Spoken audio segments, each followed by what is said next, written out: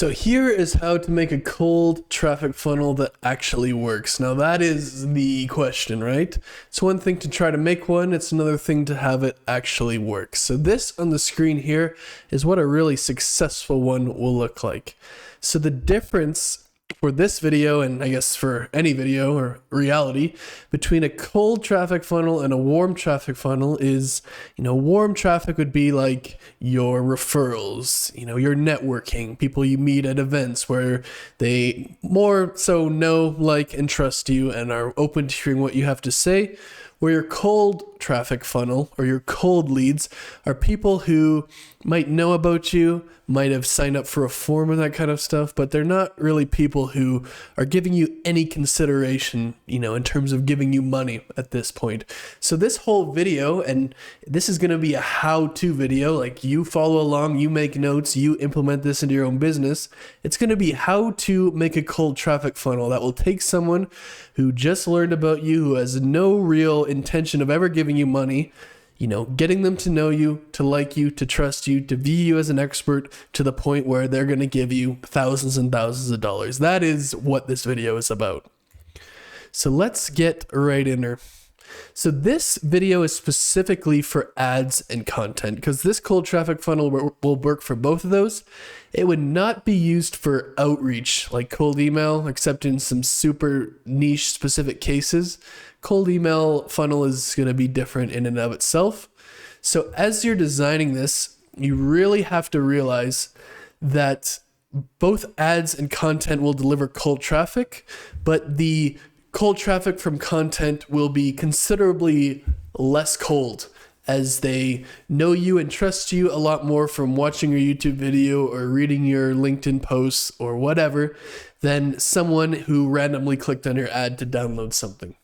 So as such, we're going to design the funnel in this video as if it was from paid ads only, because that is the lowest common denominator, the weakest link. I don't know how else I would describe it. Probably those aren't perfect analogies, but I can't think of anything better, because what works for paid ads will always work for content, but the opposite is not always true. So part number one is this funnel I'm going to teach you here will flow through lead magnets, and the best cold traffic funnels always do so. So top of funnel traffic is driven by the paid ads and content, and we collect their email address at minimum on a form in exchange for something, which is usually called a lead magnet. Once that happens, they get our lead magnet, they're added to our email flows, they get nurtured and pushed down the funnel towards our conversion mechanisms, which we will talk about very shortly here.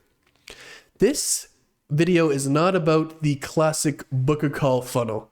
So going through lead magnets is always going to outperform book a call or submit an application funnel in virtually every scenario.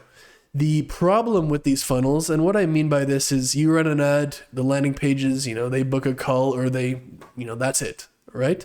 The problem with this is they don't even know you or what you do a lot of the time. They don't trust you. You only capture the email address from people who book. So if 100 people go to the page, and 5% of them book, you're only going to collect that contact information versus, lead magnets, you can get upwards of 50 to 70% if you are running good ads, have a desirable lead magnet, and a good opt-in page. So in my view, there are two types of people who run book a call funnels. The first is idiots who don't know what they're doing. This is going to be the 95% of these. And the 5% are people who have a $1,000 to $5,000 productized intro offer and then a high ticket or recurring upsell that they could feasibly sell to the customer within 90 days of the initial booked call on top of the intro offer. That is very specific. It sounds like very niche. And this is the only situation where book call funnels can compete with funnels that flow through lead magnets. So the thing about booked call funnels and why people typically will do them when they're first starting or, just do them in general is that they get calls faster. If you have a sales team that needs calls now, it can be very easy to justify doing this, right? It's going to get calls faster and more predictably than lead magnet funnels, and there's no denying that. But if you have any foresight whatsoever and you're planning to stick for the long term and build a brand, then lead magnet funnels are much better. So the secret that you have to understand behind these book call funnels. So when you see people like Ty Lopez, Sam Ovens, like anybody who has scaled the shit out of their book call funnels that you just can't get away from them over the years, you need to know that in 99% of cases, they don't actually make any money when they sell you that course. In many cases, they break even. In many cases, they might even lose money. But they come out with multiple courses over the next 6 months, year, 2 years, etc., and they sell those courses to existing customers at a huge profit. The customer acquisition ad cost was already paid on, the first course they sold, sale number 1. They don't have to pay that again because you already know about them, you already trust them, you're already on their list, etc. And now they can sell their future products, courses, whatever, at 80% plus margins, even taking into account commissions, labor, etc. Like, this is fine. I'm not bashing them. It's good for them. But for you to get into paid ads and not understand this and copy that strategy without understanding this it's a recipe for disaster. That's going to lose you thousands of dollars with almost nothing to show for it. So lead magnet funnels build brand, for lack of a better word. You can get people into your ecosystem to learn about you for much, much cheaper. It's not impossible to pay $1 cost per lead or less for a USA-based subscriber with a little skill, with a little testing, and a little optimization. This gets people into your funnel to learn about you, into your ecosystem, to engage with your brand, even if they're not paying yet, for very, very cheap. You can win your trust with their lead magnets by really helping them, demonstrating you have a ton of knowledge, a ton of skills, and you can demonstrate this automatically through your lead magnets at a very high level. You can overcome their objections, answer questions, give them their first few quick wins, and push them down the funnel with your email flows. Then you determine whether they're qualified or not with your conversion mechanisms like your paid products, your webinars, your live workshops, your groups, etc. And if they are qualified, you can get them on a call with the advantage of they've already downloaded your lead magnet, consumed it, read your email flows, gone into your group or something. They already know who you are, what you do. They already trust you because you've given them in advance, and so on. Far superior than the book a call funnel. Now we want to get into this is the overview section of the video, but what really happens and what really needs to happen for the rest of the video is the cold traffic funnel has to be simple. Like, when you're scaling it and you're spending thousands of dollars per day and you're capturing leads and nurturing them and doing financial projections and budgeting and bookkeeping and testing creatives and, testing landing pages and qualifying leads and, making new offers, it becomes complicated enough on its own, right? We don't need to add complexity and make it more complicated at the start. It will be plenty complicated if you manage to get it right and scale it. Trust me on that one. So the first thing I want to talk about is the content. And content shows up 3 different times, 2 times in the actual customer acquisition phase and once after you get the customer. So the content is very important because it shows up at the top to drive top of funnel traffic, but it also is one of the best conversion mechanisms in your funnel. So these are the conversion mechanisms at that stage. It's not at all uncommon for someone to see a paid ad, download your lead magnet, be added to your email flows and stuff, find your YouTube videos or your LinkedIn content, for example, read them or watch them for 15, 30 days and then just convert. This does happen far more than anybody would let you to believe. And then content is actually good after, because when someone buys from you, they follow you on LinkedIn or Twitter or you subscribe to your YouTube channel and they see this content over and over, training them and giving them more value. They become more bought in to your service and you in general. More likely to do what you say, less likely to be annoying, less likely to churn. So it really is important because it helps you get customers in 2 ways, but it also helps you retain them as well and have a better experience. So content should be posted on LinkedIn, Twitter, Instagram, Facebook, YouTube, TikTok, at a minimum. I'm not really sure any other platforms, but you might have a blog and that kind of stuff. You should have your links in the bio to your lead magnets, the descriptions, the post, etc. You shouldn't be going for the call in your content. All of your stuff should be how do I get them to download my lead magnets? Because in general, you want to grow your email list. You don't want to go for the call because you could get probably 20 to 50 more people on your email list through lead magnets than you could for one call, and those people will convert over time. It just takes a little time, a little delayed gratification, let's say. Paid ads is up here in the funnel. It's also one of the top of funnel traffic sources, and this is going to be the most scalable when you do it right. When you do it wrong, it's going to be the worst. When you do it right, it's going to be the best. So the paid ads will all be centered around signing up for a particular lead magnet with the primary goal of growing the email list for as cheap as possible. So the ad creative, the copy, the landing page, all of that kind of stuff will be centered around promoting the lead magnet. So, the ad would be like, download my free checklist or something like that. A little bit more salesmanship and, grace than that, but that's what it would be like. In many cases, you'd actually work backwards, starting at the lead magnet, because if you don't have the lead magnet created, you don't know what it's called, the idea, it's going to be a hard time making the ads for it, right? So Facebook ads are typically going to be the best for this type of funnel. Twitter ads usually have low quality subscribers and bad targeting. LinkedIn and YouTube, have the right quality, but they're just far too expensive to make it work. And the target audience on TikTok is typically not the best for this. So Facebook and Instagram ads are typically what you want to use. The lead magnets are here. So you'd send your paid ads to your lead magnet, your content to your lead magnets. You might have multiple lead magnets and you might have multiple campaigns, but I'll go over that later. So the best way to make the lead magnets and come up with ideas is to brainstorm 6 to 12 main subcategories of your target market, and then make lead magnets to completely address or solve, or whatever you want to call it, these subcategories. So the lead magnets should be basically free, super amazing courses on a particular subject that are better than people charge thousands of dollars for. At its core, that is what a lead magnet is. People cannot read your mind. This is the most important thing in the lead magnet section of this video for you to remember. People can't read your mind, and if your lead magnet is basic and half-ass, they will think you are basic and half-ass, and they won't hire you.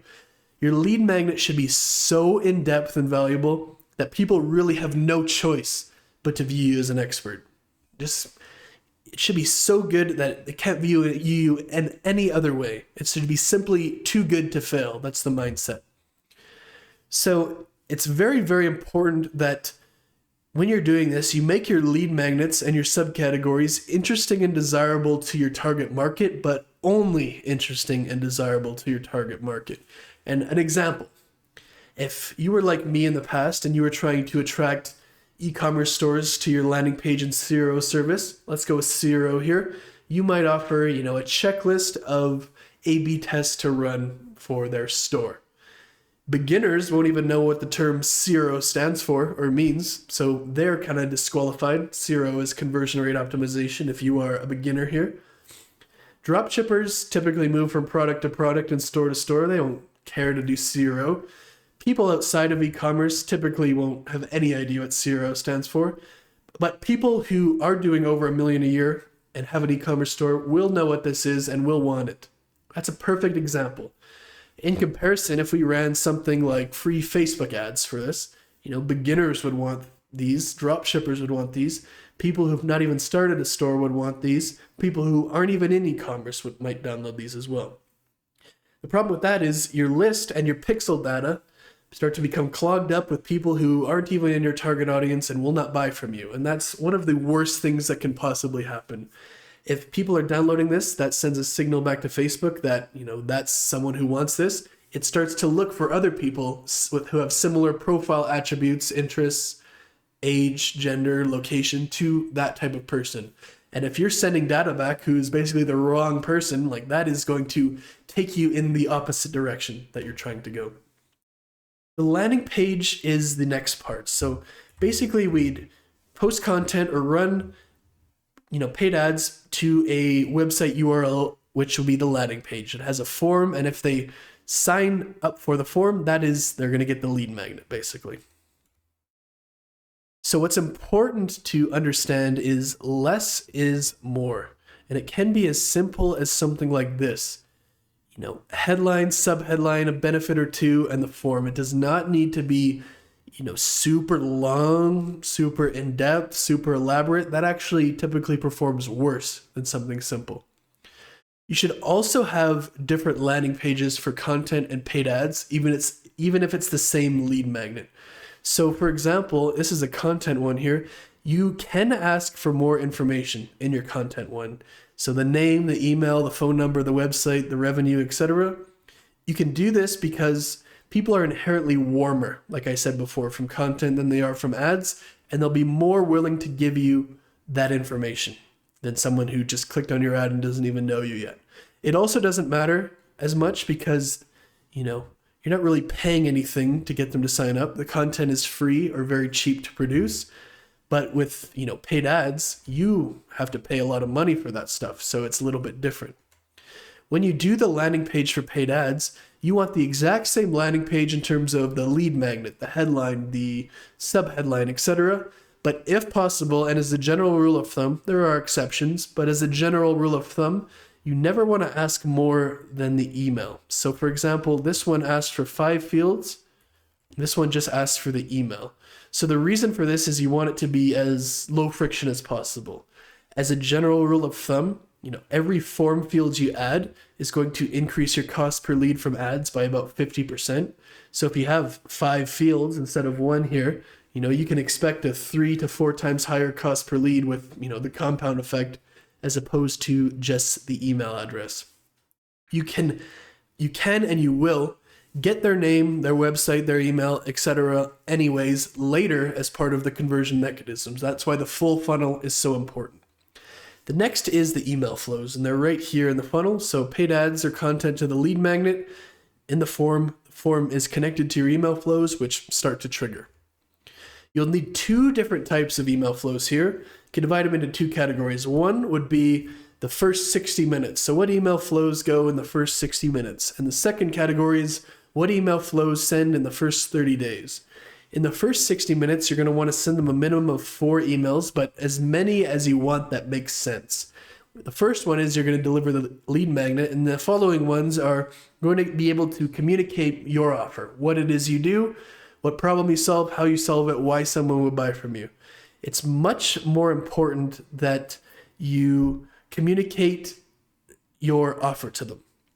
Them not knowing or remembering who you are is far, far worse than them unsubscribing. Trust me. Much more important to essentially spam them. You don't have to spam them. You could make these emails very good if you wanted. Much more important to spam them and have them remember you and what you do than them unsubscribing. Very, very important mindset to adopt. In the first 30 days, after this, the other flows here, you're going to want to send them 1 email per day. And each of these emails will, the purpose will be to overcome and address a common objection or FAQ that have to do with you or your service. And you don't have to just do it that plainly, like, FAQ in brackets, and then here's the answer. You could use stories, logic, emotional copy, examples, etc. Or you can just, do it black and white FAQ. In this 30 days, you want them to remember what you do, as well as, tackle every single possible objection. The conversion mechanisms are down here. So basically, you want your paid ads and your content to drive traffic to the lead magnet. When they submit the form, they're going to be redirected to your thank you page and be added to your email flows, which will promote your conversion mechanism of choice. And the purpose of this, I'll go over in a second here. The final part of the funnel is the conversion mechanism and you choose to use. So typical ones will be the paid ads, the webinar/VSL, the live workshop, the newsletter, the community, whatever. Whichever one makes the most sense for you and what you're selling in your business is the one you should use. There's a lot of different options. You could also have different ones and multiple, but you're always going to promote one of these as your primary one. The conversion mechanism fulfills 2 different purposes. Number 1, it allows you to enrich your data by asking for more information, the name, the phone number, the URL, etc. You ask this when they want to sign up for it. And this is a great way to enrich your data and to compensate for the fact that when your paid ads landing page, you only ask for your email. So that's what I meant. You only got the email there, but you can get the other information here. So it doesn't really matter.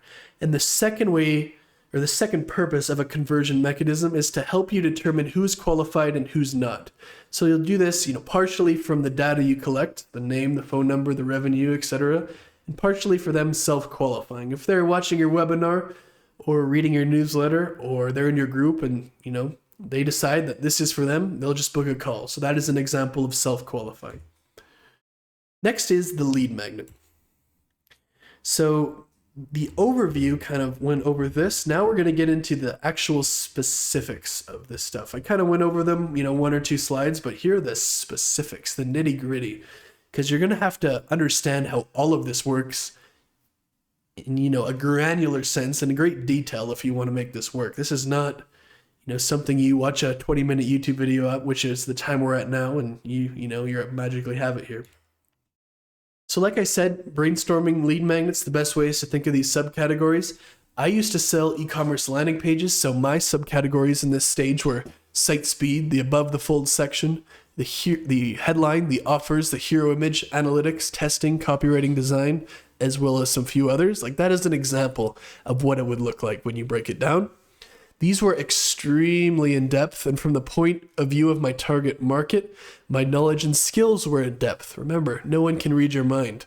If you spend 200 hours making 10 amazing lead magnets, you're set for life.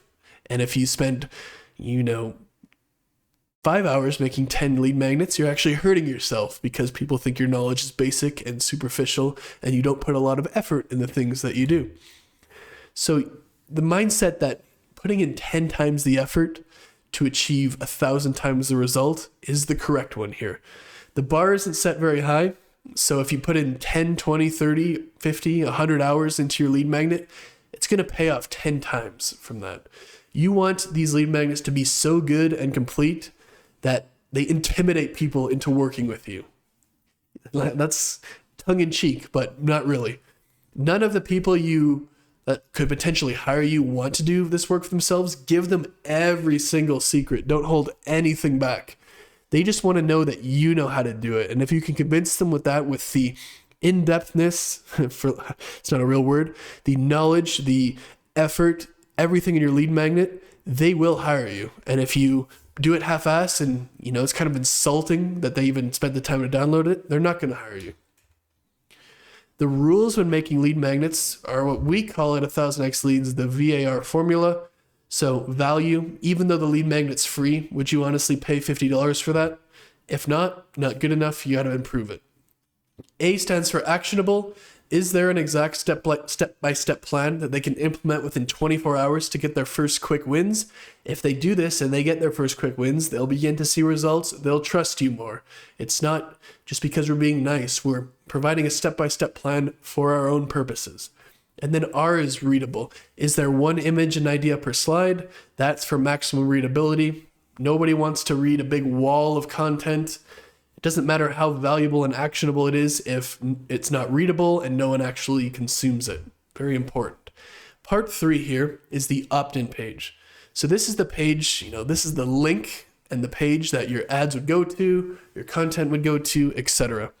So simplicity is key. We don't need any fancy designs or graphics or videos or to show truckloads of social proof. Maybe 1 or 2 would be good. But get to the point. The main leverage point, like the thing you can improve, is your offer, which is what your lead magnet is. And to some degree, that's going to be the 80-20 rule here. So the main metric we want to track here is opt-in rate, which is, the form submissions or leads divided by the total clicks times 100. So we want to aim for an 8 or 70% opt-in rate from Facebook ads specifically. It might vary from content and other, ad platforms, but when we're talking about Facebook and Instagram ads, 70% is what we're looking to shoot for. Anything below 50% is just flat out not good enough, but we're aiming for 70%. The offer and desirability of the lead magnet is going to be the main thing that determines our success or failure. Some lead magnets are more desirable than others. Some are boring, some are sexy, some are flashy. And we want to prioritize the sexy and flashy ones while still maintaining the value and the quality. We're not just clickbaiting them. But the desirability of your lead magnet compounds at every step of the funnel. The more desirable it is, the higher percentage of people will click on your ads, which means you're getting traffic for cheaper. Higher desirability will also mean a higher opt-in rate, which means you're getting more leads in addition to cheaper traffic. And the lower cost per click and higher opt-in rate means a lower cost per lead, which, all things being equal, means lower customer acquisition cost.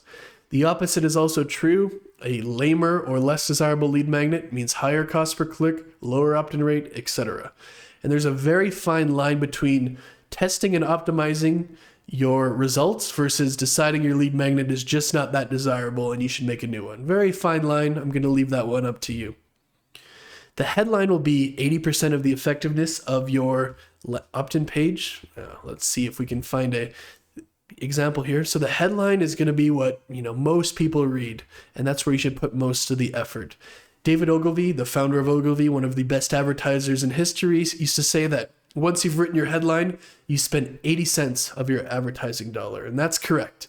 We don't want to get too fancy with our headlines. We want to match our headline to the message in the ad. So think about it. Someone's clicked on your ad, they're interested in that messaging, or they wouldn't have clicked. Why would you change the messaging on your opt-in page? You want to keep it consistent and coherent in terms of your headline. Sometimes the best copy to sell a horse is horse for sale, and it's no different with your lead magnet here. The form should be email only for ads. For content, you can do a lot more, but keep it to 6 fields or less. And you can create this form in your email marketing software or CRM, and you want to embed it in the landing page. So this would be embedded here. Finally, like a decent way to get a 10 or 20% boost on your conversion rate or your opt-in rate is to include bonuses. And these can increase the perceived value quite a bit. Should be related to the lead magnet, but if they're not, that's not going to be very helpful, I guess. But it really can help that 10 to 20% extra gain that you could make all the difference. So it's something to consider. Part 4 is the conversion mechanism. So you're going to want to choose your most important one. If we remember our conversion mechanisms, we have our product, our webinar and VSL, our live workshops, our community, and that kind of stuff.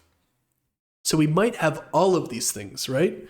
But we want to choose the most important or the primary or the most dominant one as, for our primary conversion mechanism when we go to ads. This is the one where all of our email flows and thank you page and retargeting ads and that kind of stuff will try to get people to engage with. So I strongly prefer a group conversion mechanism because you can develop real relationships with people, in the weeds, I guess you could call it, but it also takes by far the most work. A webinar, paid products, that kind of stuff is kind of automated once you set it up the first time, where a group is a lot of ongoing work. So a group is going to be the best if you do put in the work, but if you don't, it's going to be the worst. And you're going to have to decide which one of these conversion mechanisms is going to be best for your business, and most of the time it's going to be quite obvious.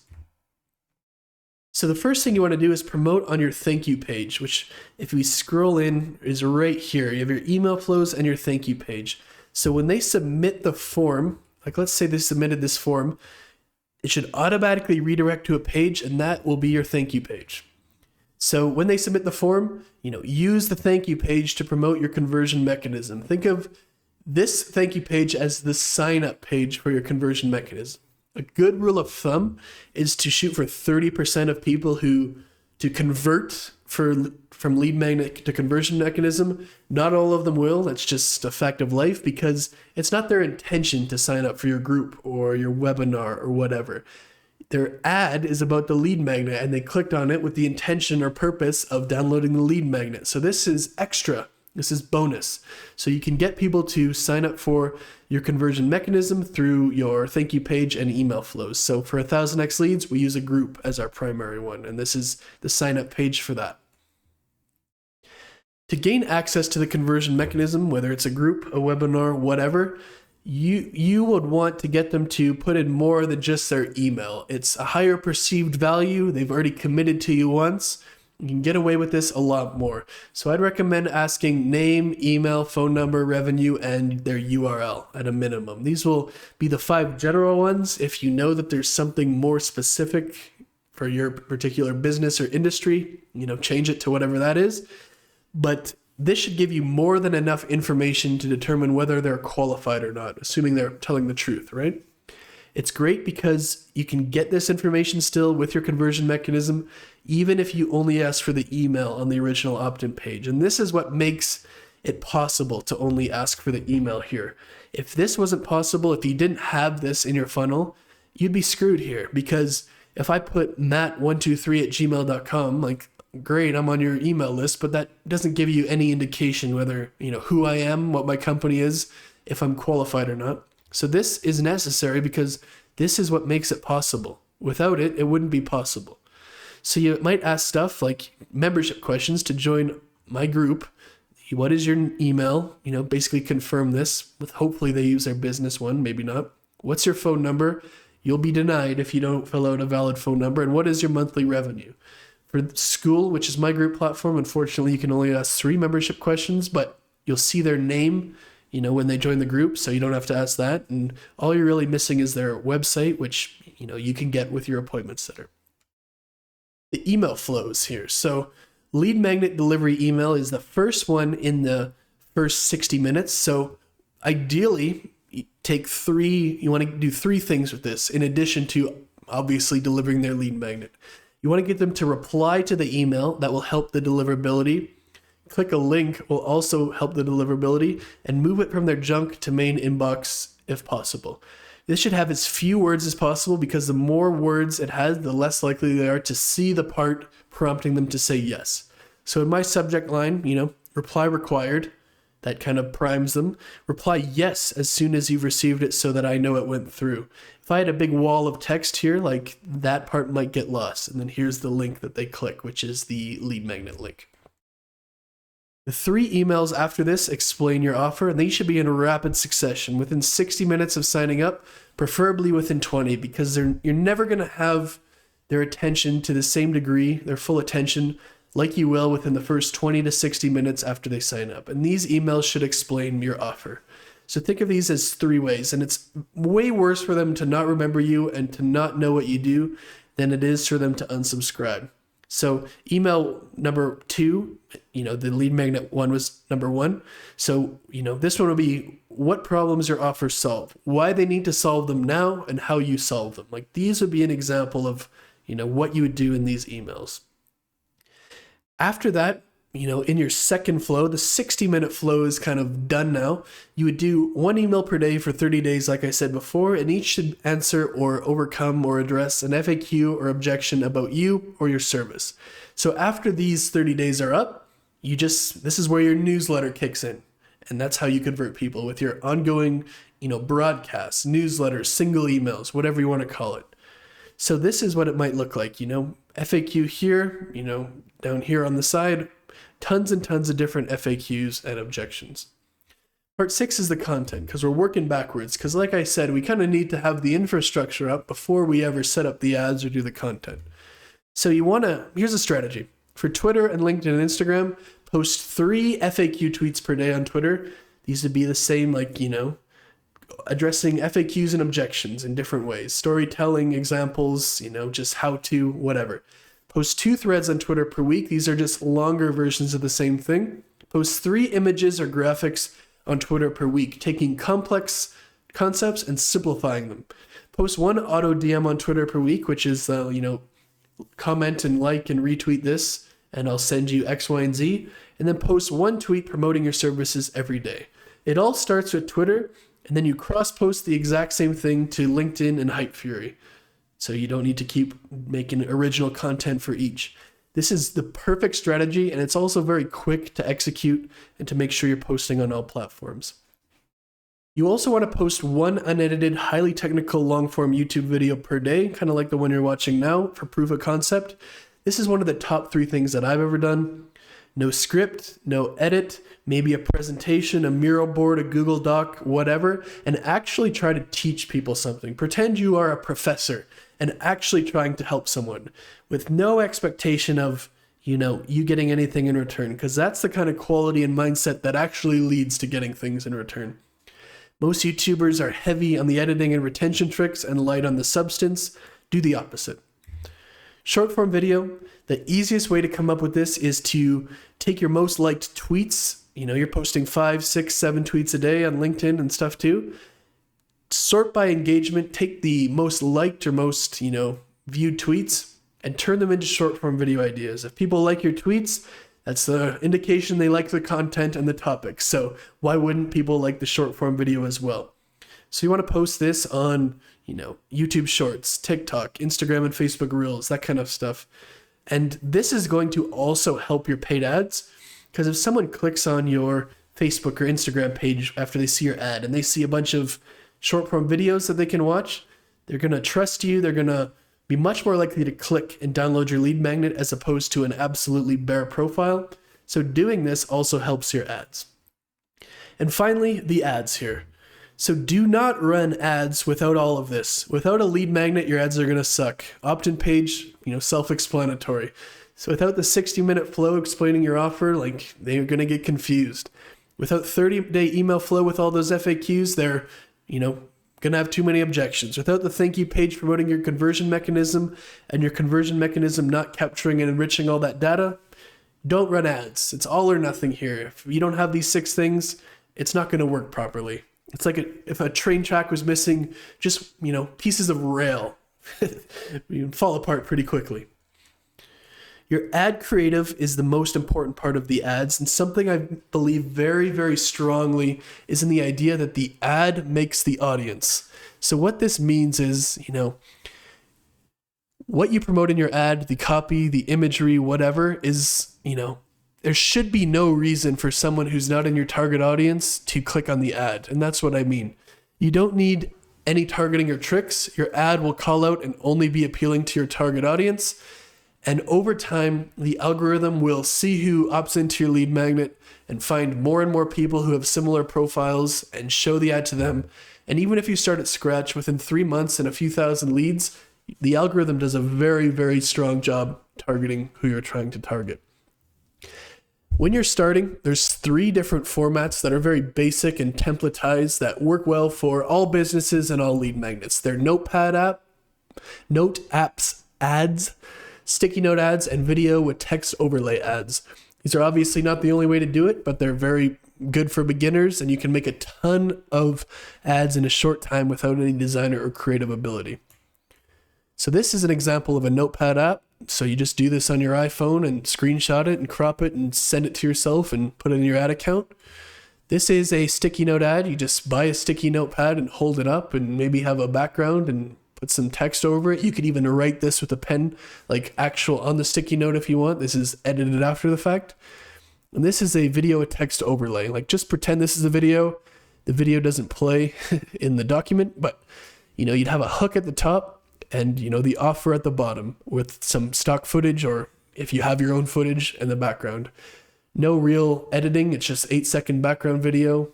Just to turn it into a video instead of an image, because there's different placements for images and videos on Facebook ads. Like I said before, the headline will be 80% of the effectiveness, and that's what you'd want to test the most. Like in these bullet points here, you'd get a lot more bang for your buck just writing different headlines and keeping these constant. I'm not saying don't test them, but it's just the reality. Same with this here, and same with, the top part is going to be the part you want to test. The lead magnet is going to be the focal point of the ads. If you kind of see that, try out the system. In this case, the system's a lead magnet. And, how you word or sell the lead magnet in the ad is going to play a big role in the effectiveness of the ad. You could say free email deliverability guide, or you could say make sure your emails never go to spam again with this deliverability masterclass. Same lead magnet, different way to phrase it, way different result. So don't use targeting when you're doing this. It'll make your ads worse. And the reason for this, because not a lot of people grasp this concept. If your interest you chose was Ford trucks, for example, a third of the people in that audience would like Ford trucks. 33% would hate Ford trucks, but would still be in the audience because they're interacting and talking shit about Ford trucks. And 33% would be mistagged and indifferent. So if you have interests like this, 66% of the potential people who are interested are not going to be shown the ad. And that's just as simple as that. Keep it broad, let the algorithm do the work for you. Facebook's $1 trillion company because of their algorithm. It can target a lot better than you, trust me. You want to call your audience out in the copy. So this is important because, like I said before, we only want our target audience to be interested enough to click. So do you want more leads for your agency? Download these 12 free trainings. If they don't have an agency, like, why would they do it? And secondly, when you have, your keywords here, your target audience in the copy, in the headline, like, that's another indication for Facebook to go and find that person, to know who your target audience is. So the final part here, I believe, is going through the math. So what would this actually look like? So the funnel would go something like, you're running paid ads to a lead magnet, they hit your thank you page, they join your group, your email flows, etc.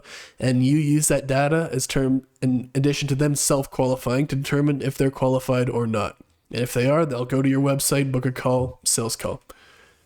So what does this actually look like? So one of the most important metrics will be your cost per subscriber. So we should make note that I'm using the word subscriber instead of leads. So a subscriber is anybody who opts into your lead magnet. It's not accurate to call this group of people leads because 99% of them will not be qualified. And at this stage, we won't know who is and who is not. That's why we need our email flows and conversion mechanism. 99% of these are not going to be qualified due to fit, price. They have an agency already. They do it for themselves, whatever, doesn't matter. So because of this, we need to get our cost per subscriber as low as possible. We want to aim for $1 for USA audiences and settle for $2. Anything higher than that, it's kind of too much, to be honest, and that's just the way it is.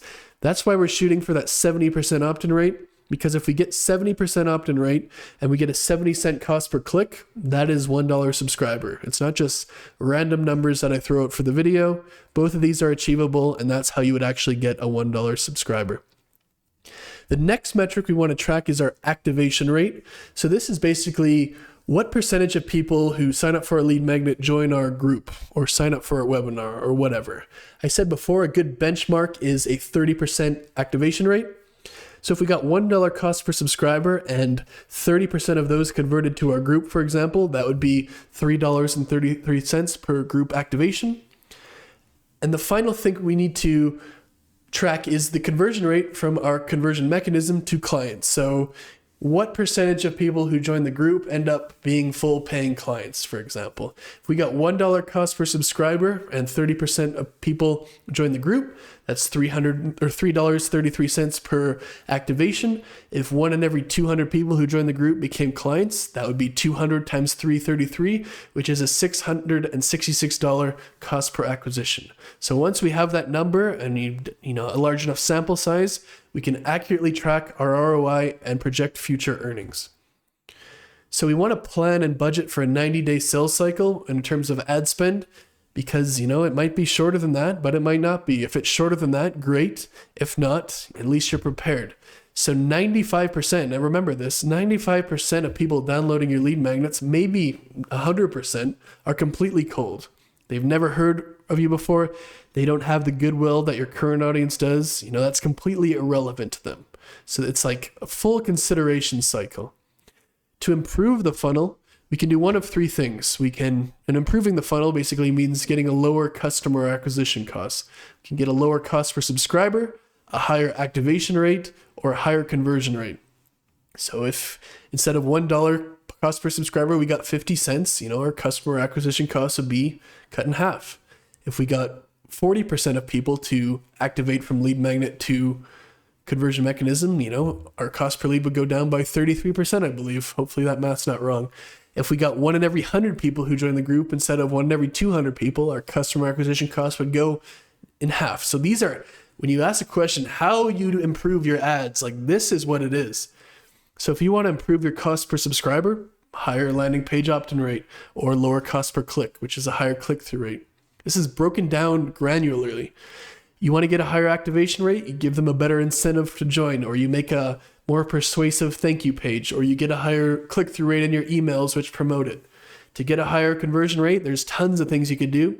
post better content to nurture them, be better at appointment setting, be better at sales, make a better offer, have more proof that your stuff works, and 20 other different things. But when you ask the question, and I get this question many times per day, even on the weekends, how do I make my ads better? Like, this kind of question implies to me that the person has no idea what they're doing and is in way over their head. You shouldn't run ads at all without understanding how you actually make them better.